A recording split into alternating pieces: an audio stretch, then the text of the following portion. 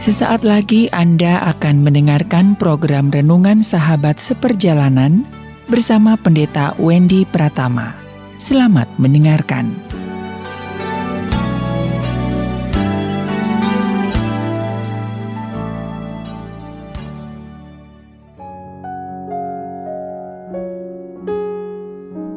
Selamat berjumpa kembali di dalam layanan audio Sahabat Seperjalanan. Hari ini adalah hari Jumat 25 Maret 2022. Tema renungan saat teduh kita dengan judul Membalas dengan Benar. Membalas dengan benar. Firman Tuhan terambil dalam Amsal 20 ayat yang kedua-dua. Janganlah engkau berkata, aku akan membalas kejahatan. Nantikanlah Tuhan, Ia akan menyelamatkan engkau. Dalam Ibrani 10 ayat 30 sampai dengan ke-31 berkata seperti demikian, pembalasan adalah hakku, akulah yang akan menuntut pembalasan.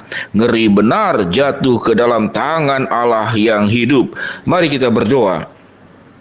Bapa yang di dalam surga, terima kasih buat kebenaran firman-Mu bahwa Tuhan adalah pembela kami, Tuhan adalah hakim di atas seluruh kehidupan manusia yang tidak pernah akan terlepas. Secuil kejahatan, sekecil apapun perbuatan ada di hadapan Tuhan. Dalam nama Tuhan Yesus kami berdoa, amin.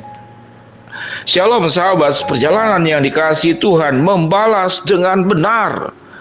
Bagaimana kita cara membalas dengan benar? Kalau itu adalah sebuah pertandingan tinju, pertandingan karate, pertandingan judo, kalau Anda tidak saling membalas, maka Anda akan dimarahi oleh pelatih. Karena itu sifatnya pertandingan. Bahkan Anda akan dianggap sebagai orang yang baik dan terbaik kalau Anda bisa mengalahkan orang yang menjadi katakanlah lawan tanding. Jadi kita belajar ada yang namanya lawan tanding, ada namanya lawan dalam kehidupan. Kalau lawan tanding itu harus membalas dan memenangkan sesuai dengan peraturan olahraga. Kalau itu tinju, demikian juga dalam sepak bola juga harus membalas. Kalau bisa kita lebih banyak memasukkan gol, jauh itu lebih baik. Itu namanya lawan tanding. Namun dalam hidup ini ada namanya lawan kehidupan. Di dalam kehidupan ini, yang real, yang nyata, kalau tadi adalah olahraga, namun ini adalah real kehidupan. Kita benar-benar dipukul, kita benar-benar ditinju, kita benar-benar ditendang, kita benar-benar diinjak-injak, kita benar-benar dirugikan, kita benar-benar difitnah, kita dikambing hitamkan, apalagi selain kambing. Apa di kuda hitamkan atau di apalagi yang dihitamkan. Bagaimana saya tidak membalas? Dan bagaimana cara membalas dengan benar? Sahabat perjalanan yang dikasihi Tuhan, ada banyak alasan kita boleh berkata kalau tidak dibalas, maka dia semakin subur melakukan kejahatannya, semakin leluasa. Bagaimana saya tidak membalas? Kalau membiarkan dia terus berbuat sesuatu yang buruk dan makin berkembang biak, bukankah itu juga sebuah kejahatan? Bahkan dalam pandangan hukum, kalau kita tahu ada orang berbuat jahat, kita sebagai saksi mata, kita punya kesempatan berupaya untuk menghentikan, namun kita yang ada di kondisi nyata, di lokasi kejadian, kita tidak berbuat apa-apa, kita bisa terkena hukum. Secara hukum negara, kita bisa terkena hukum sebagai disebut pelaku pasif. Sahabat perjalanan, bagaimana menyikapi semuanya itu? Dan apa yang dimaksud oleh Tuhan bahwa pembalasan itu hakku? Dan apa yang dimaksud dengan Tuhan balaslah kejahatan dengan kebaikan? Maka pertama-tama yang perlu kita pahami, membalas kejahatan dengan kebaikan itu tidak sama dengan membiarkan kejahatan itu semakin bertumbuh subur dan membiarkan orang berbuat jahat menjadi sewenang-wenang dan dia bisa berlaku semakin luar biasa dalam kejahatannya.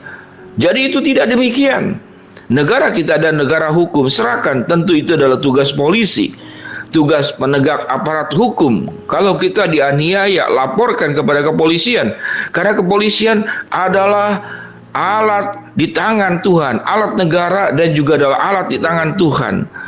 Dalam kondisi yang terdesak, misalkan Anda mau dibunuh, tentu Anda boleh membela diri, sahabat seperjalanan boleh membela diri. Namun membela diri dengan membalas itu dua hal berbeda. Kalau membalas itu kita akan melakukan hal yang sama dengan apa yang dilakukannya, itu membalas. Namun kalau membela diri adalah menjaga diri, jangan sampai kemudian kejahatan yang dilakukan oleh orang lain mengenai kita. Yang kedua, jangan juga orang yang bersangkutan mengembangbiakan kebiasaan buruknya. Jadi pahami dengan baik sahabat seperjalanan, antara membela diri dengan membalas itu dua pengertian yang berbeda. Kalau membela diri, kalau secara hukum membalas tetap tidak adil. Karena dia yang menyerang, kita kemudian yang bertahan. Maka siogianya kalau dia menyerang, kita juga menyerang kembali. Bayangkan kalau sepak bola, orang menyerang terus, kita bertahan terus, betul. Kita mungkin tidak kemasukan gol, tapi kita tidak bisa mengirimkan gol, memasukkan gol kepada lawan. Itulah hidup. Hidup bukanlah masalah katakanlah lawan tanding. Kalau lawan tanding dalam olahraga, kita harus melakukannya. Kembali kepada persoalan bagaimana membalas dengan benar. Apa yang firman Tuhan katakanlah, janganlah engkau berkata, aku akan membalas kejahatan. Nantikanlah Tuhan, ia akan menyelamatkan engkau. Artinya, pembalasan itu adalah haknya Tuhan. Membela diri, menjaga diri adalah bagiannya kita. Dan bagian kepolisian adalah melakukan katakanlah upaya tindakan hukum. Sahabat seperjalanan yang dikasihi Tuhan, memahami tentang hal ini memang tidaklah mudah.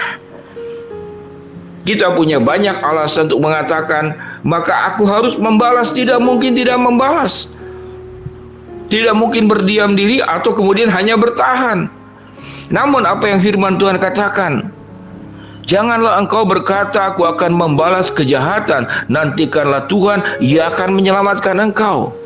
Jadi Tuhan yang akan bertindak kepada perbuatan seburuk apapun yang dilakukan oleh orang lain kepada dirimu.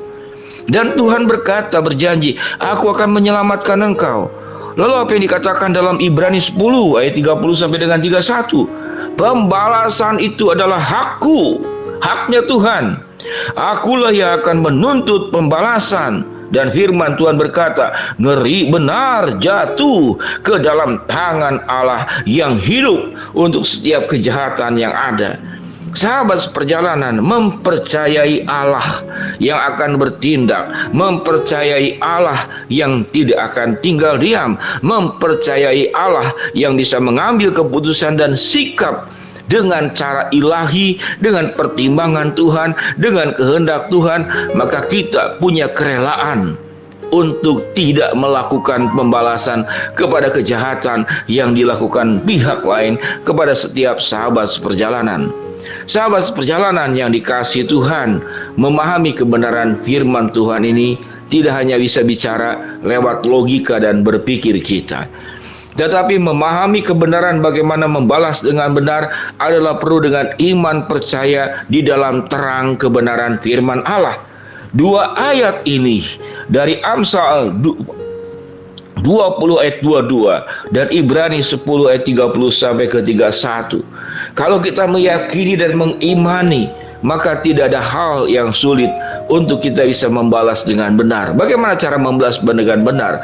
Silakan Anda bertahan, silakan Anda membela diri, namun tidak perlu untuk menyerang balik, tidak perlu untuk membalas balik, karena itu adalah hak dan kewenangan Tuhan, hak prerogatif Tuhan. Dan kalau Tuhan yang sudah berperkara, apa yang firman Tuhan katakan, ngeri benar jatuh ke dalam tangan Allah yang hidup. Mari kita berdoa. Bapa yang di dalam surga, hamba berdoa untuk bisa belajar membalas dengan benar, yaitu menyerahkan pembalasan kepada Tuhan, karena Tuhan yang berkata pembalasan itu adalah hakku. Hamba berdoa buat sahabat seperjalanan yang sedang sakit, Tuhan jamah sembuhkan, yang sedang menghadapi masalah, Tuhan bukakan jalan, yang sedang memohon berharap sesuatu, Tuhan akan kabulkan sesuai dengan waktu, rencana dan kehendak-Mu. Dalam nama Tuhan Yesus kami berdoa, amin.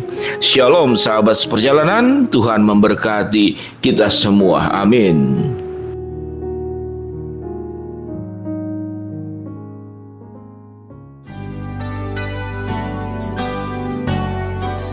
Anda baru saja mendengarkan program Renungan Sahabat Seperjalanan bersama Pendeta Wendy Pratama. Terima kasih atas perhatian Anda.